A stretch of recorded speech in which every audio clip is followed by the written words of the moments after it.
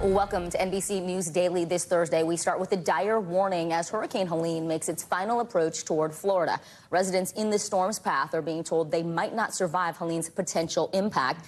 Now, this is a view of the storm from space. Forecasters are predicting it will make landfall today as a powerful Category 3 or 4 storm. Yeah, Helene is inching closer to the Gulf Coast with 100-mile-per-hour winds and storm surge threats of up to 20 feet.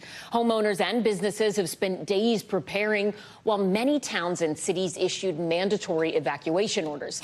Florida is offering free Uber rides to shelters for anyone who lives in a county that is under a state of emergency. But Florida's governor said time to leave is running out. This area has not had a major hurricane hit in quite some time, and certainly nobody in recent memory has seen a storm of this magnitude that has hit. We have teams on the ground in Florida and here tracking the storm. NBC News meteorologist Bill Cairns is standing by with the forecast, but we're going to begin with NBC News correspondent Jesse Kirsch, who is in Perry, Florida, about 2 hours northwest of Gainesville. Jesse, talk to us about what the scene is like there for you now. What are you seeing? What are you hearing from people? Yeah, Ellison, so this is a scene that's pretty similar throughout this region right now. You can see this building right here, this liquor store, has its windows boarded up, but it still says open. So there are businesses that are continuing to remain open. At this late hour, we're still hours away from the expected landfall, but hopefully businesses will be shutting down as we get closer to. And you can see not a lot of activity here in Perry, Florida on the drive-in. We passed some gas stations that were already tied up at the pumps, not pumping gas anymore. We've seen some places with ice not having ice anymore. So definitely this sense of really coming to the end of gathering supplies. And officials had been stressing to people yesterday they wanted them to be getting those preparations done then, because once the storm comes, you're basically having to bunker down and just ride it out. No, Jesse, this is the third major storm to hit Perry in just over a year. Talk about the biggest threat to that area over the next 24 hours. Yeah, and we had a hurricane. We were in Perry for a hurricane just in the last couple of months with Hurricane Debbie. That was a much weaker storm in terms of the strength of the winds. We're looking at what is going to be a major hurricane this time around with Hurricane Helene in all likelihood, and we'll let Bill get into that forecast a little bit more. But I can tell you there's debris around us here. Some of it may be from that last storm. I don't know for sure. There are some palm trees over here that are tilted over. There are there are pieces of construction equipment around. So there's just what I see is a lot of projectiles in the making, basically, because what we're looking at here in Perry is an extreme wind threat.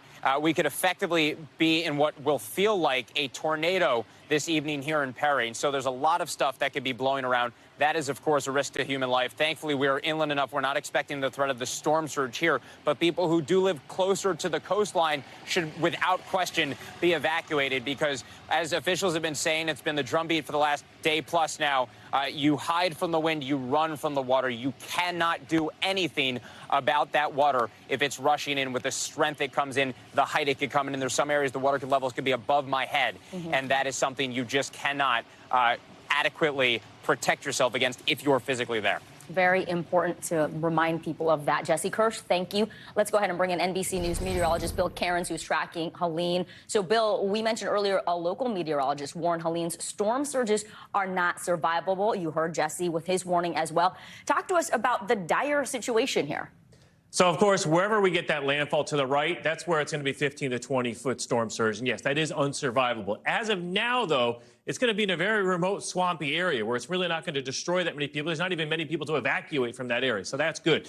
One thing we're watching, is there an east trend? So this shows you the current path of the storm from the hurricane center, and this shows you the visible satellite of where the eye is. It's up slightly to the east of that center. The reason it's so important is because that destructive wind damage when it moves on shore is going to be right near the center, in the eye. And we're trying to figure out where that's going to be. All of our computer models are either pointed at Tallahassee or Perry, where Jesse's located. So this is kind of that area where we're watching closely. And the slightest jog to the east is better for Tallahassee, but worse for Perry. And also, if it's a little further east. That means water levels will be higher on the west coast of Florida, too. So that's every little wobble here in the next 10 to 12 hours before landfall is critical. On radar, you can clearly see all the banding of the storm. It's already pouring in areas of the southeast. Life-threatening flash flooding is already happening now, well ahead of the storm, and we've had numerous tornado warnings throughout the day today. So that landfall is a little later now, most likely 10 or 11 p.m. this evening, and then the storm races through Georgia. And this storm is going to be moving so fast at landfall, it's almost going to be like a big, huge tornado instead of the buildup that you typically get with like a regular moving